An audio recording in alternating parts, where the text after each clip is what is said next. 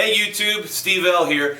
I wanted to do a two-part discussion in this video. One, about the cases that you saw in the image at the beginning, the SKB case. And the reason I'm doing a review of this is I spent many years of my life only using hard shell cases. And then as the venues I started playing at got bigger, the amps got heavier. My pedal board became larger. And it was just a pain in the butt to carry, this long hard shell case up and down stairs without banging it into every single stair while carrying this humongous 100-pound tube amp, and then having to go back up and down stairs for cables and in your pedal. And if you've ever gigged like that, you know it's a pain in the butt.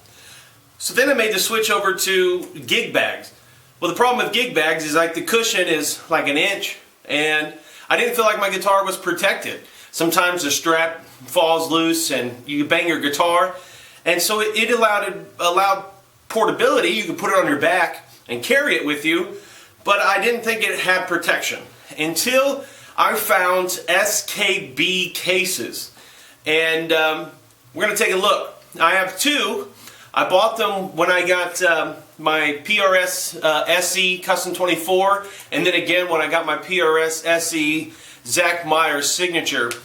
And I'm going to show you why I love them. So here is my 254 case. It is very portable with the shoulder straps. It's got a handle on the back here. I'm not sure if you can see that. For every angle. Of course, handles on the side. Very big industrial strength zipper.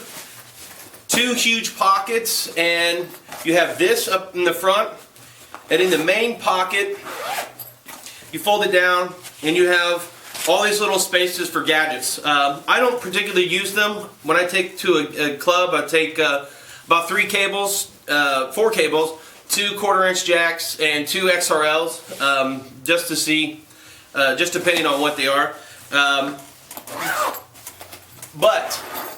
So it's a gig bag, and it's light, but it's got about 3 inches of padding all around it, and the shape inside is molded so tight that, then you'll see here, the guitar just fits in like a glove. It's beautiful, that soft velvety black, and again there's a pocket inside. Perfect, lightweight. It is the best of both worlds. Both the hard shell case and a gig bag have been married together. SBK bags. I guess for demonstration purposes, let me go ahead and show you my single cut, the PRS SE Zach Meyer. The case has all the same features when it comes to the pockets up front, the zipper, the straps, the whole bit. And this one, look at that. Very snug. Very snug. And it's built a little bigger in the gap here, depending on what kind of guitar, for, I think a Les Paul is what it was designed for. But this fits in nice and snug. It's very secure. Very secure. I love them. And so if you're looking for lightweight portability like you would get in a gig bag with pockets and the whole bit, and you would like to have the security of a hard shell case, I think SKB bags are the best. Alright, now on to part 2.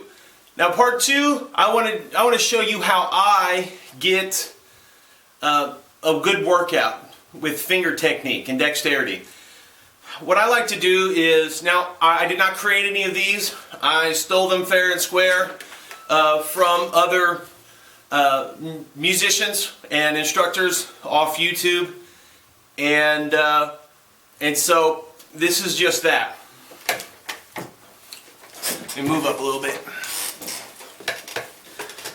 So the very first thing I do every day, I do it every single day. I do it before all gigs.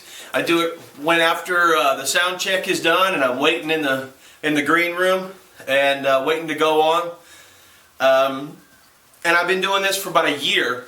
I wish I would have discovered it earlier, but I didn't. So, here, let me get more comfortable. This is how I usually like to play. What we're going to do is we're going to start here on the 9th fret.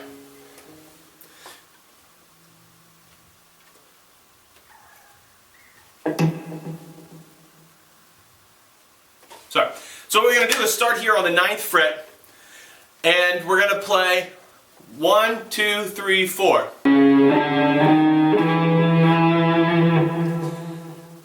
Okay, simple enough. Now we're going to play 1, 2, 4, 3. Okay? Now we're going to play 1, 3, 2, 4. 1, 3, 4, 2. 1, 4, 2, 3. And finally 1, 4, 3, 2. So slowly, all together, it sounds like this.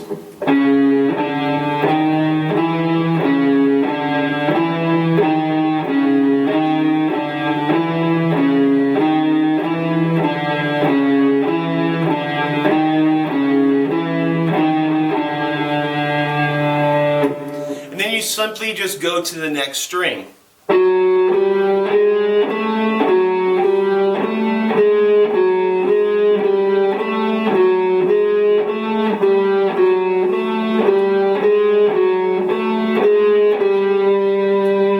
And so on down the line.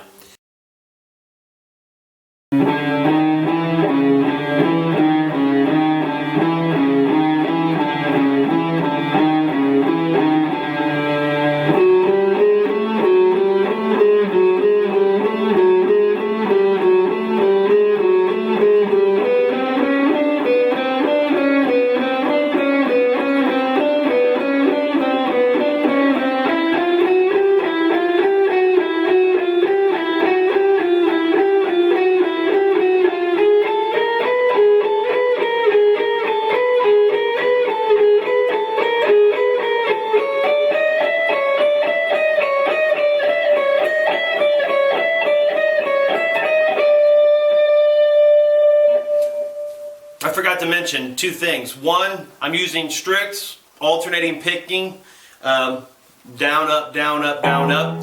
And once you get to the bottom here, it's not like most chromatic exercises that you may be familiar with, that when they change strings, they do something like this.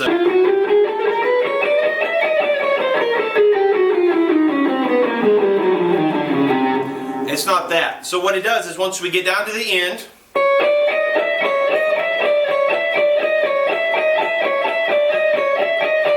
we just start up at the top.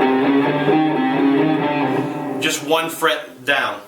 And so I'm going to do a whole cycle. Well, I'll do 2 whole cycles. Down starting from the 9th fret to the 9th fret of the high E, and then switch over to the 8 and go to the 8. And then you'll get an idea of what the flow should be like.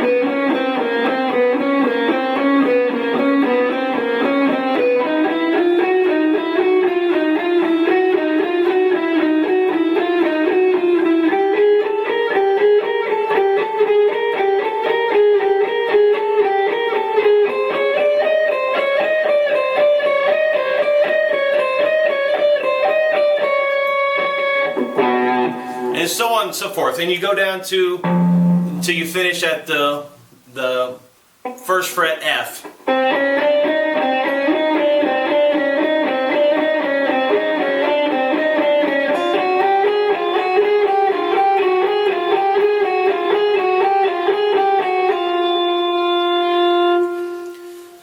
Now, what I really like this exercise, like I said, and so I start with that, and I do it about 70 beats a minute, and then I'll do it again at 100, 110, and that really gives me a chance to get the blood flowing in my hands, forearms, get my mind wrapped around it, and prepared to play.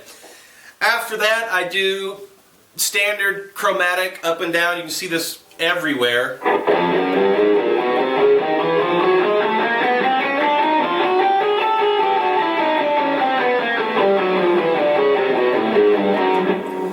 Nothing fancy there, but I do that again. It kind of gets me in a different flow, and then by the time I've done that, maybe 5-6 minutes has gone by.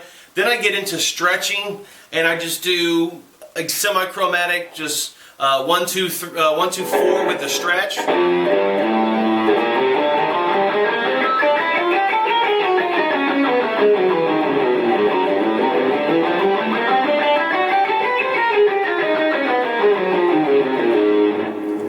And then I'll do the other fingering combinations, 1, 2, 4, and I guess what I was in like the second position or something like that.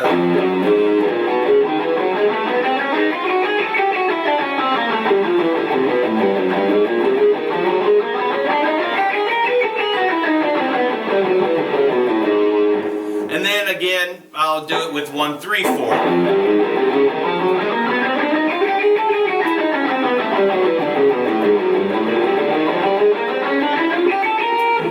And I'll also, because I do use this fingering a lot, I'll even practice it.